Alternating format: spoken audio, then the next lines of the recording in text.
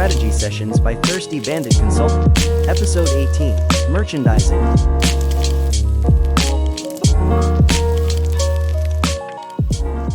Hey everybody, this is Corey and I'm here with Rachel Brown, and this is another episode of Strategy Sessions. Rach, fresh off of a trip up in Mystic, Connecticut, man. How you doing? You feeling rejuvenated and ready to start the week? Yeah, feeling good, man. Had a nice scenic vacation, ate some good pizza, had some really good coffee, so I'm feeling pretty good on this Monday morning. Yeah, man, coffee, right? We talk about this a lot, how coffee, I feel in this time in my life, I drink more coffee than I do wine anymore. That's all That's about the caffeine. not a, Yep. not a terrible thing. Man, there's nothing quite like the vacation coffee, right? So Like true. finding the coffee spot, finding like the communal Yeah. hub, getting a The feel local yeah, Yeah, the local place, like what everybody loves and like what they order and what their seasonal stuff is. Like I feel like you really get a good insight into like where you are when you go into your local coffee place. Like, Starbucks is gonna be solid, whatever, but like those little offshoot coffee places, I feel like there's nothing better. you ever bring beans back with you from trips? I haven't, and I probably should. That's a good idea. I usually end up bringing back like a whole bunch of other stuff, but never beans. That's a great idea. Yeah, it makes your car smell amazing for a couple days, and it's that little sentimental token, right? That like you continued the trip at home. So, I'm gonna have to switch my magnet collection out for a coffee bean collection instead. right, exactly. The problem is it doesn't stay around for unless you keep the bag somewhere, which is kind of a weird thing to do. But Yeah, and like then I'm like the once you bag consume lady, it, and they're it's rough. gone. Yeah. But I will say this. I mean, I'm such a sucker for like I want to fall in love with these places, right? We've talked about Mm, this vibe and yeah. aesthetic, and it's all about the experience. So like I want to find that gem. Like I want to find that spot now becomes my spot when I go there. And if I find that, like just take all of my money. Like I'm going to buy beans, I'm going to buy a hoodie, I'm going to buy a magnet, I'm going to Uh, yeah, all of it. Like I will be your number one brand ambassador. Like I'll take everything I can get. Yep. And that's actually a really amazing segue into today's conversation. Now, I queued up some audio. See if you can tell me where this is from. I queued up some audio. Yogurt, what is this place? What is it that you do here? Merchandising. Merchandising? What's that? Merchandising. Come, I'll show you. Open up this door. You know where that's from? No. Where's it from? Oh, okay. Well, let's see if our guest knows where that sound clip is from. I'm going to have to probably get rights or something like that to use it, or maybe we'll have to edit it out. Stephen Thompson from Weld Manufacturing, founder of Weld Manufacturing, is here today. Hey, Stephen, where's that clip from? Man, I wish I knew. I know you're gonna say what it is, and then I'll be like, "Oh man, I totally knew," but I unfortunately do not know off the top of my head All right right. now. Well, you guys have some homework in front of you. It's from Spaceballs. So the Mel Brooks character who plays like the fake Yoda yogurt, they find him like in a cave, and he has like his little group of they're meant to look like they're not Oompa Loompas, but they're meant to look like Jawas from like Star Wars. They're like a combo between like Oompa Loompas and Jawas, and they're running this like merchandising factory that's just churning out like Spaceballs licensed Gosh, apparel. it's been a Yeah, minute since I've watched baseball, so I'm gonna have to go back to the drawing board. Yeah. Well, especially I'm now that they're embarrassed to say closing. I've never seen it. Oh my goodness. I know it's a classic. I have not seen it. My boys are like really into Star Wars right now, so I mean, it would be topical for me to go dive back into that. But yeah, I'm sorry, I haven't seen it. No, it's a great watch. I highly recommend it. And when we're lining up this podcast, that line merchandising always just kind of pops into my head because it's spot on. I mean, what he also says in that clip is it's where the real money's made, which is true, right? I mean, particularly in the film industry. But when we talk today, Stephen and his company, like honestly, I don't know who else in the States does it better than Weld when it comes to quality and creativity. And he really is like in this region, like one of the most interesting people I know. And it's one of those Well, thanks so much, situations man. where well, I mean, it's true though, man. You're an awesome follow, but you and I had a chance encounter on a men's soccer league team. I mean, that's how I got to know Yeah, Steven, right? So he was like an incredible striker midfielder on this men's pickup league when we were in our like mid-20s. yeah, But now he does ice hockey. He builds Pirates of the Caribbean sets on his front yard for trick or treat. He has a built a tiki bar in his backyard, did like a yeah. full year-round Man. bar. And he runs this this company, this manufacturing company that specializes in like really super high quality apparel for brands all over the country. You international, Steven? Yeah, we actually work with La Marzocco, the fabled espresso machine makers out of Italy. It's a real honor to like work with like a company like that. So we definitely have a lot of stuff in Europe and Japan. So yeah, it's definitely global by now.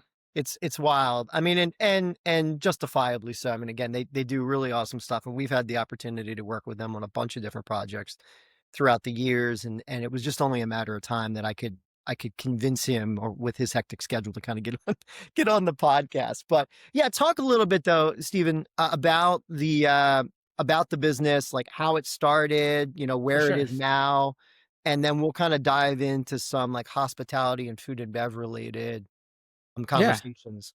for sure. Yeah, we started shoot. Feels like yesterday. It's probably between the 5 to 8 year range now. Um, had another company and we were making these hats that were very kind of like specific looking. And we were getting a lot of requests for these hats to be made blank or to have some company's custom logo on them. And at the time, for some reason, I don't know what it was, I was just kind of like, nah, we're not going to do that. We're kind of focused on what we're doing. But I think the request had just been too much at some point that me and my partner, Andrew Marshall, decided to start a business around it. So we chose the name Weld because it basically means bringing something together. So we were bringing together people and product. And we started with the hat, which is called the Field Trip. And that's kind of our signature look hat. It's a unstructured hat. It's very like vintage, like 70s kind of vibe. And we rolled out with that and we started doing custom projects. And in the beginning, it was just us, and we had a couple people helping email and like message on Instagram. And would start with like doing one custom project a week. Eventually, that continued to grow. Now we have 7 full-time employees. Um, and yeah, we're continuously growing. We have accounts. Whenever we travel, we always try to look where people have custom weld hats. And we'll try to drop in and say hi. And I think these places, whether it be a coffee shop, a restaurant, or a store, they really appreciate seeing a face to the brand. And it's really cool to see our stuff like living on the shelves and seeing their customers pick it up and enjoy it. Yeah, I mean, I love finding your stuff out in the wild, right? I mean, because you've got sort of very distinctive products. I mean, some of the styles that you do really, I think, resonate with younger consumers or consumers that are into cool stuff, quite frankly.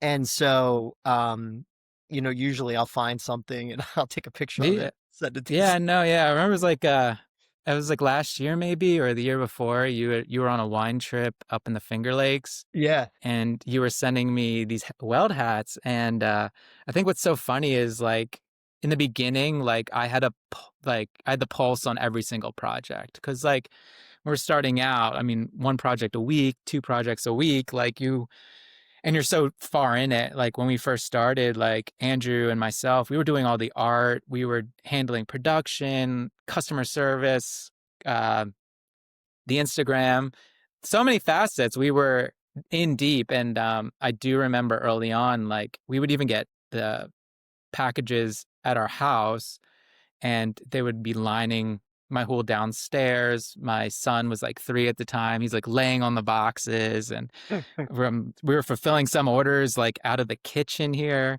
It was very humble beginnings, and yeah, it's now it's come to the point where you sent me those things, and I don't necessarily know every single project just because we have other people working on them internally, and there's just a lot of stuff to build for the company outside of even just the production alone.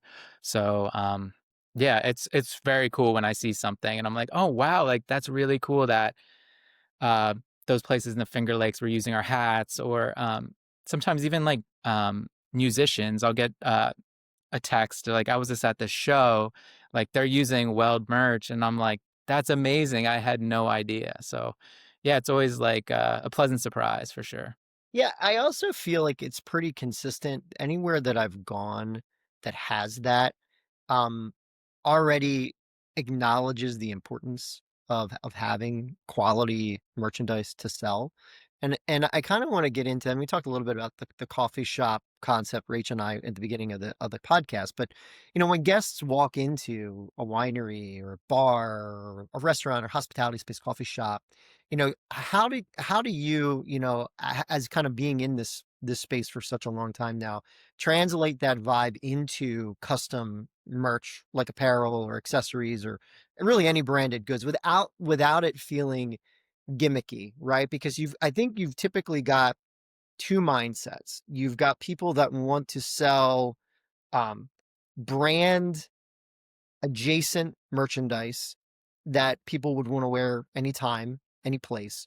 Or you've got people that just want to churn out merch with their logo on it because they view that as a marketing tool out in the wild. So like how do you translate that, and how do you try to guide customers into sort of that space where it doesn't feel super gimmicky or super salesy? Yeah, I think that you would want to keep your merch consistent with your space. Um, I mean, a really good example I could think of is there's this one spot I really love down in Charleston. It's called Sullivan's Fish Camp, and it's just like the coolest thing. It's like a 70s, 80s kind of vibe of an old fish camp space, and but it's like polished, so it's not like entirely old, but it just feels a little old in a good way. And I think like their merch was like really inspired by that time period. So it just feels like very consistent, like the messaging across the way. Another good thing that they did was they added Sullivan's Island, um, Charleston, South Carolina, to the merch, because then you're kind of like celebrating the city along with your brand. And I think that that really means a lot to someone who's either like local or even someone who's out of town that just wants to show like where they've been.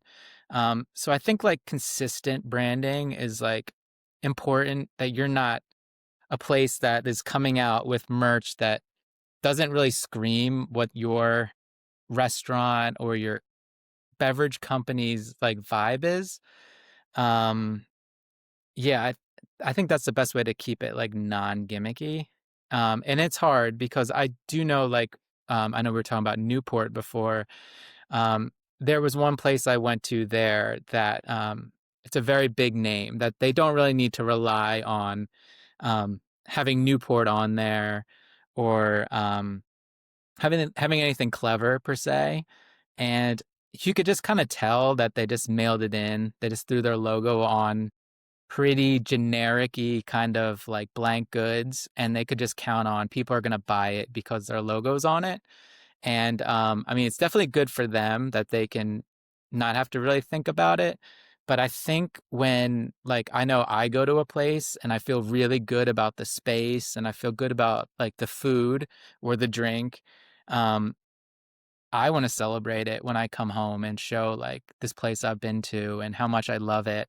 And I think I would want the quality in the merchandise to reflect the quality of the food or drink. That's a great way to. You ever buy a bag of beans at a coffee shop? You know when what? I always do. Yes, I Oh, I love always it. leave with a bag of I'm out of beans. the game. I'm gonna Yeah, step it up. yeah, no, I always leave with a bag of beans. And then I think it's like a way in some weird sense to prolong your trip a little bit longer Right? because you're like, Exactly. it's like I usually use it the week after and I'll have it. And yeah, this one place actually I went to in Newport. It was called Nitro Bar. We had Yeah, we their went there too. but did you go there? I love So that. It good. was so good. Oh, so And good. their Yeah. baked goods were so good too.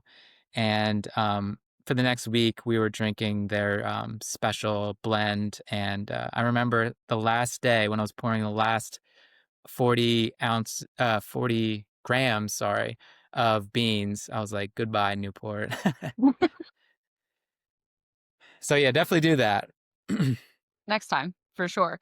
And Well, I also it's think a good gift too it for is a good gift. But like this is also like I think kind of goes into this because I feel like once you're in the industry, you're kind of always looking at this stuff. Like I don't go into a winery or like we were in a wine shop, like, and you're like looking for specific things and like the merchandise ties into that. So like I think, what the question is like when you're in food and beverage, every touch point matters. How can selling merchandise enhance the overall guest experience instead of feeling like it's just another upsell to the people yeah. walking in? I think it's really important to have like designated space for your merch. And it doesn't have to be anything major. You don't need a full-blown store or a ton of like square footage, but you just need something that makes it feel like you actually put some thought into it and that it ties back into your space. Um, I mean, another example is like down in Charleston, there was a place called Seahorse, and it was like a nautical themed bar that was connected to the James Beard winning Chubby Fish. So I guess their concept was this Chubby Fish, there's no reservations, you have to get in line, and you have to get in line at like 4 or 4:30 to get your spot. So it's kind of dicey if like you're trying to make solid plans. But their idea was that while you're waiting, you could go over to Seahorse and have a couple cocktails and some like small plates before you got into your reservation.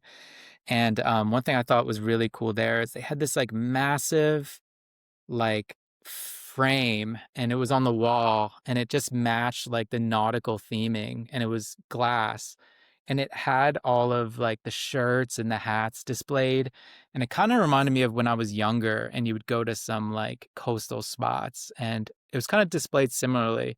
And again, like it wasn't like they had tons of racks or tons of shelves or anything, but the way that tied into the space, it just felt like organic and natural. And you definitely could tell they put thought into it, which kind of like lends itself to like you thinking that they've put some thought into the merch, which they did. The merch felt like the atmosphere and the vibe. And I know like one of the t-shirts I actually purchased had like it kind of felt like an old matchbook, like the print on the back. So again, like they even offered matchbooks for free, which was awesome because I took a few for my tiki bar at home. So yeah, like it's these little like thoughtful things, and you could just tell that like a space like that, they had a brand book and they worked with a graphic design team to actually have a well thought out space and uh I guess a well thought out like outlook on the brand, even when it comes to like using their Instagram or their menus or the website. Like everything just really ties together like seamlessly. And I think that's like really important for any brand considering doing merch. You need to like come up with a brand book, have a guide, Pantone colors, fonts that you're going to use. So the messaging is clear, concise. And when you come to us for merch, um, either you or we could put something together. I'm sorry, something really well thought out and that speaks to your brand. Yeah, we lean really heavily into the tagline "Wine for Everyone" at Chatsford Winery because we were presenting a split portfolio, and we were really trying to convey the message that we make wine for everyone. And so with that concept in mind, we went to Weld and to Steven and said we want to come up with some interesting pieces that will reinforce this. And I think everyone's favorite reach during that time period are probably the socks, right? I mean the wine for everyone's socks. Socks are, in my opinion, one of the unsung heroes of the merch game, because it's usually one size fits all, right? Unless you have Mhm. like freakishly large or freakishly small feet. Everyone can wear them, and they don't need to be displayed to the public unless you want them to be displayed. So you could wear them, support, but if you want to show them off, you can figure out an outfit that shows them off or not. And they're relatively inexpensive to produce compared to another type of wearable merchandise, right? And store. We were just talking earlier about, Stephen was mentioning you don't have a need to have a large place with racks and shelves, but the bane of, I think, everyone's retail existence is having to go back through and fold and refold shirts as people just tear through them like the Tasmanian devil, trying to find their sizes, right? Yeah, Like we totally. wa we want people to, I mean, obviously, if you can put your hands on it, right? I mean, that's the philosophy. Like if you can touch something, you're more likely to pick it up and buy it. But Yeah. man, is it tough to maintain a shelf when all the shirts and stuff are just tore apart every other second. Yeah, I think I was like telling you maybe a couple weeks ago I'd gone to a place and they were selling $90 sweatshirts, which I'm not gonna lie, that's very high. And there was someone behind me and I overheard them speaking and they were saying to their friend, wow, I really love those sweatshirts, but they're really expensive. Like I can't pay $90. And then someone a couple spots ahead of me in line, they had grabbed a sweatshirt and they were like trying it on and stuff. And that person behind me seeing this picked one up, started trying it on, and then they ended up buying it. So it's one of those things that you have this advantage when you're a restaurant or beverage spot or just anywhere with a physical location, that you kind of get that impulse buy when someone can actually touch it and see the quality. And yeah, I think there's also like when they see someone else like going in for it too, that they're like, you know what, I want that as well. Yeah, yeah. I mean, if you've got the space and you've got the staff that can kind of keep it tidy, it certainly helps. Because I've equally had frustrations. There's a place up in Long Island that we go to that I desperately wanted to get merch from, but they never either have somebody manning the merch area, or they're so busy that it's sort of a second thought for them to have somebody there. And then if you actually do get over there, they're usually out of stock of the size that you need. I mean, if you're going to do it, right, commit to it. You got to commit to it to make sure that it's working. It's working for you. But it's hard because you're also, you've got minimum order quantities you got to deal with. I mean, you could literally be spending thousands of dollars on merch that you might not deplete over the course of a year or two. And this kind of gets to the next thing I wanted to cover, which is, in life in general, and this in the pace that we operate at, um, you know, there is a seasonal and trendy things that you can capitalize on, or you can look at some timeless things to reinforce brand identity. And I mean, I guess how does somebody decide, right? I mean, how does somebody decide whether to capitalize on a current trend because they know that it's in the front of everybody's mind? Like, do you put a Labubu saying 6'7" with your Yeah. logo on that, or or do you?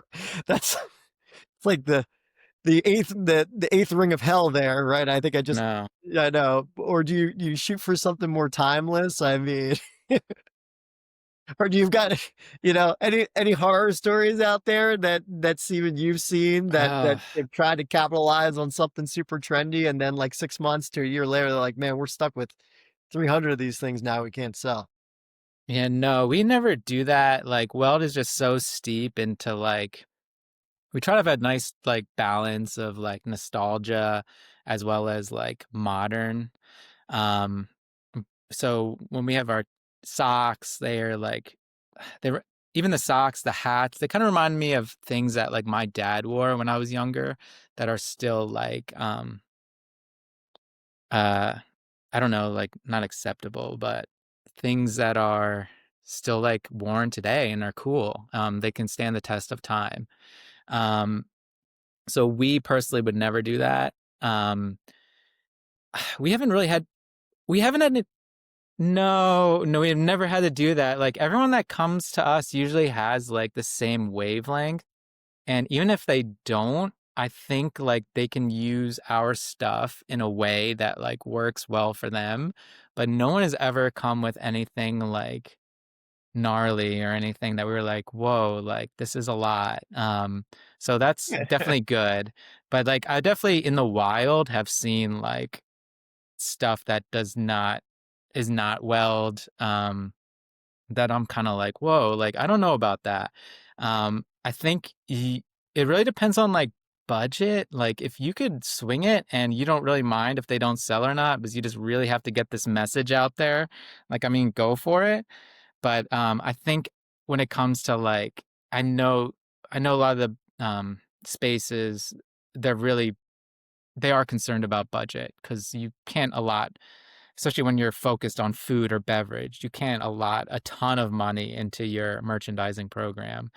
Um, so you need something that's going to stand the test of time and like you'll be able to sell for a couple seasons or could be your hot seller for multiple years. So to like do something really crazy that's just like this 2 weeks of time, like I don't know, like if imagine if someone did like a Hawk Tua shirt or something, and like yeah, Yeah. I think you'd be doomed. I don't know what you would do with those things, and if you bought one, I don't really know what you're doing with it. You So can't. They'd be on the clearance rack, right? And yeah, no time. And so yeah, yeah. So for those of you listening, I mean, I think our collective recommendation is look for timeless. Don't try to capitalize on the moment because trends come and go so quickly that even if they buy it, the reality is, are they going to wear it in 6 months, yeah. 12 Or months? are you gonna look back on it and be like, why did we do that? Or do you even want your brand messaging or your brand to be like on the same wavelength as something like that? You know, you really have to give some thought to it. Agreed. Agree. Well, I think that like kind of feeds into this like other piece of this is like being being able to expand but still staying true to like the original audience. So like as a company is growing, how do you keep your merchandising strategy true to your original vision but still appealing to like broader audiences? How do you kind of like balance both together? Yeah. I know like if a brand used our goods, like I would say our stuff is very applicable to any person. It's everyday wear for everybody. Obviously there is a little bit of like a vintage edge to it. But it is something that anyone could wear. Um, so in regards to that question, I think like again, it comes back to like using can you co-brand your city or town? I think that's a massive like selling point to anything, unless you're one of those brands that could stand alone on your logo alone. Um, yeah, I mean, cool graphics, they'll never like go out of style. I think those are things that everyone kind of like appreciates. Something that's really well thought out, not like you just bought a quick $5 logo off of somebody, you know? Like you actually like thought out your brand and where it's going and where it's been. And yeah, I think these are all points that will make like a strong merchandising strategy for the future. Um yeah, I mean, Yeah, I love I love the regionalism side of it. And we spend a lot of time on this podcast talking about the power of buying local and supporting local.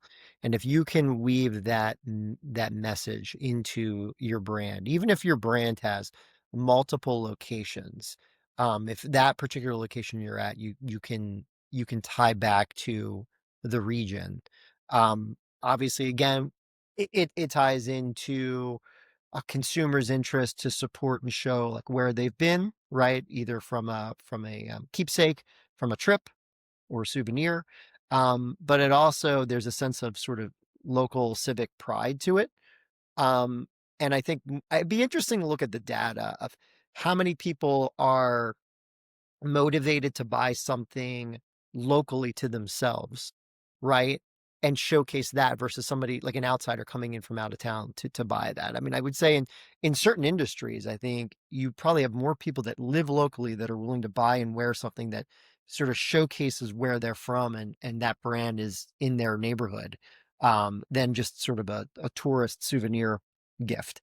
Um, but then the other piece of this, you had mentioned at the beginning of the podcast, Stephen, which is the project you guys were working on with La Marcosa, right? And what I loved, there was the photo shoot that I saw that featured some of your hats were I guess were they were shot in Italy, right? I With believe so. Yeah. these old Italian guys like Yeah. sitting and drinking coffee.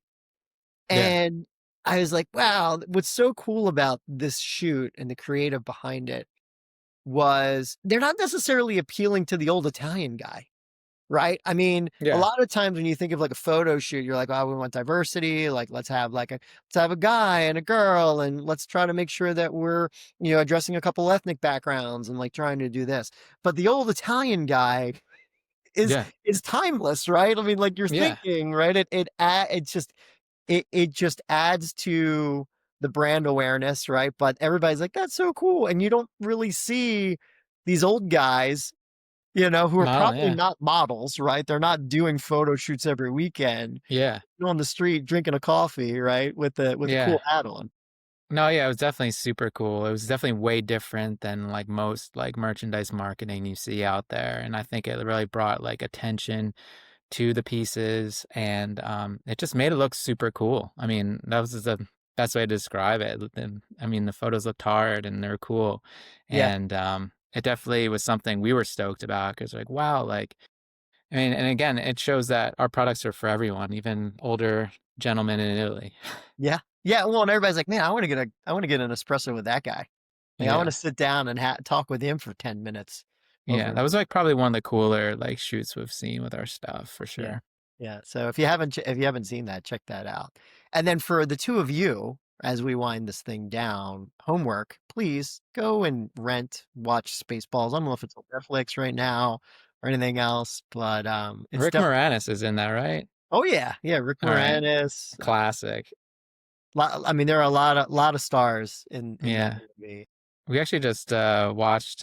Speaking of Rick Moranis, we just watched Ghostbusters, and we watched it with. I mean, I've seen it a million times, and we watched it with our 4 and 8-year-old, and there was like this one scene that I totally forgot was in it, and man, was that wildly inappropriate. And I'm pretty sure Ghostbusters is only PG, maybe.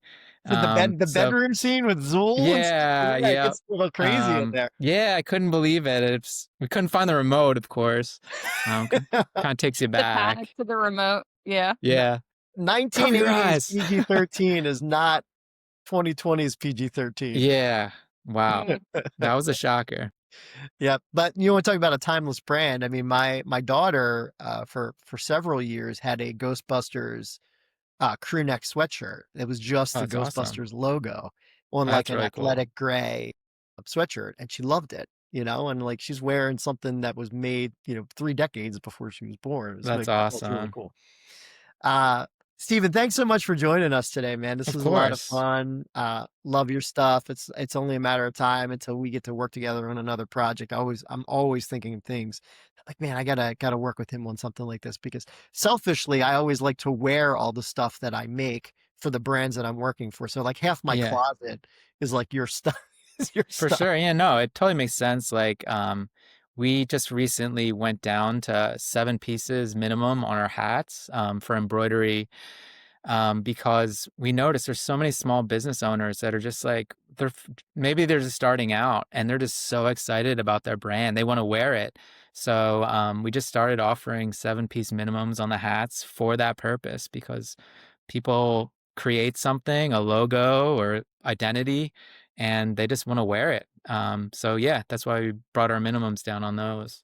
That's awesome. Well, please, if you're currently looking for really timeless, incredibly high quality merch, check out Weld MFG, right? weldmfg.com. .co. Yeah.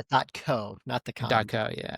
Couldn't get the com. and we'll link to it on the podcast and through social. Super fun. I'm glad we were able to finally squeeze one of these in. I appreciate you making the time for us, especially as For you're kind of sure. here for the fourth quarter, which has got to Yeah, no worries. guys. Well, that's going to be it. That's going to wrap episode number 18, 17, 18. It's 18. It's definitely 18. 18. Thanks again to Stephen Thompson. As always, thanks to Rachel Brown, and we'll catch you guys next time. Cheers, everybody. Cheers. See ya. Okay.